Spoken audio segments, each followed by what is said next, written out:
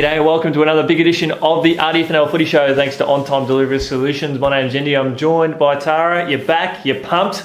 You're ready to go for the business end of the season. I am. I'm not sure whether you were going to have me back with all your other guests over the time, but it is good to be back. So we have to do some bribery to pay them off to make sure that they settled off into the sunset. So you had a good trip. I did, yes, and now back into the footy mode already. So a couple of days back, already back in the footy, and looking forward to what's going to come up before finals. Well, finals fever is in the air with the Riddle Junior competition finals starting this week, so plenty of excitement. There's a bit of a buzz around the place at the moment, but we did have a bit of buzz around the part 2 of round 13 last week, and let's talk about the first big game, and it was Macedon, 10-point winners over Rupertswood. It was, and that one was always going to be interesting. They're two of the three teams that are trying to fight for that, not only top spot, but a top 2 spot and that second chance. So it's always going to be interesting. Last time these two teams played on Anzac Day, Rupertswood had a lot of injuries, but were disappointing in that match. So they were sort of looking for redemption, and you've got Macedon, who had the bye, but they'd come off a couple of poor performances and a couple of losses for the first time this season. So it was always going to be an interesting match. Was it the Macedon winning?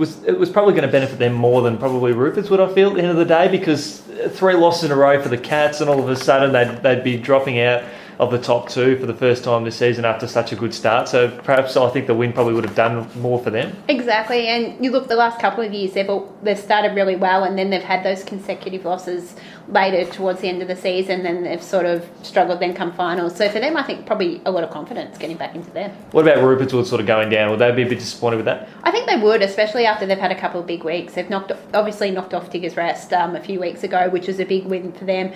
And you want to try and beat every team before finals, and that's one team they haven't beaten after a disappointing performance earlier in the season against them. So they would have wanted to have a better performance and try and go with them. They've had some good performers in there as well for the Sharks. Top Pottlesack kicked 5 goals. He's had a bit of a stellar run in the middle of the season, and another great effort there from Brent Swallow, continuing on his great run from last year's Bowen medal. It was it. Look, they're two guys that have stood up for the club the last few years, so that's sort of what you come to expect from them. Great to see Sean Harrison bob up with 3 goals, and if you jump on the RDFNL Facebook page, you'll be able to see the video of his great specky as well of a Jason Cook kick. Probably one of the marks of the year. Another big game, it was down here at Arnold's Creek. Romsey 10-5, 65 to 30 Melton Central's 5-5, 35. And we'll highlight, congratulations to all clubs over the past weekend for getting behind multicultural round. I know the Melton Centrals, they did a great job. They had a great lunch and sort of good presentations and everything, making the day very special to commemorate such a big occasion on the AFL sporting calendar. And it was, and they also had their club games record broken as well. Correct. So it was a massive day out there for Centrals. Yeah, it was good to see one of the elder statesmen. I think it was at 266 games or something to that effect. So congratulations to the great man there. Romsey running away to a 5-goal win, but there's plenty of windy conditions on the weekend. But Centrals, would they be happy with that? Like to sort of get close to a finals contender? Look, I think it's very similar to round 1. You look, round 1, Centrals were with Romsey for the first 3 quarters and then just couldn't match them with the last quarter. So obviously they probably wanted to be a little bit more competitive, knowing what they were round 1. They were competitive, probably would have liked to be a little bit closer considering they were in the game at 3-quarter time.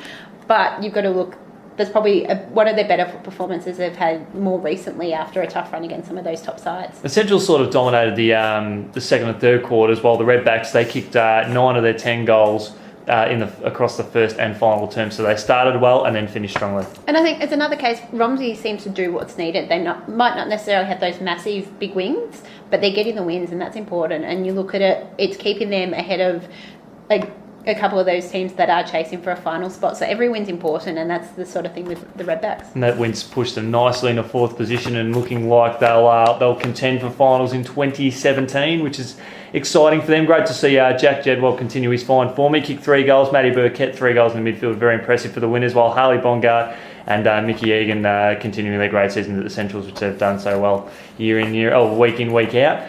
The next big game, Riddle 6-12-48 defeating Wallen 5-13-43 and the Bombers kicked 1 goal into the wind in the second term, and that was basically determined the result. It was, and I think this game was massive in the context of the season. Both these teams entered the match on 32 points.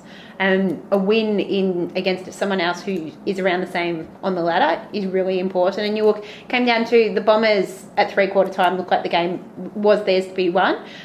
Well done to Wallen for getting back into it, but they couldn't quite get there. So you've got Riddle, who is now won 8 games in a row. So we always expected it to take a little time for the Bombers to get going, and they have, and they're sort of beating most sides at the moment now. So it's a good sign going forward for them. Yeah, exactly. They've got a big challenge this week, which we'll talk a little bit later on in the week. I guess probably the disappointing part for Wallen is while they challenged in that final term, they kicked 3 goals 10. They had 13 scoring shots, and they couldn't pull back the win there. So that was probably disappointing from their part. It is, and you go, look, it was windy conditions on the weekend. We all know that. I got diverted to Sydney on the way back due to Melbourne's wins, but obviously in a match like that, 3 goals 10 isn't good enough in the final quarter. Yeah, when things are when the pressure's really on. Hayden Ross, he stepped up, kicked 3 goals there for the Bombers.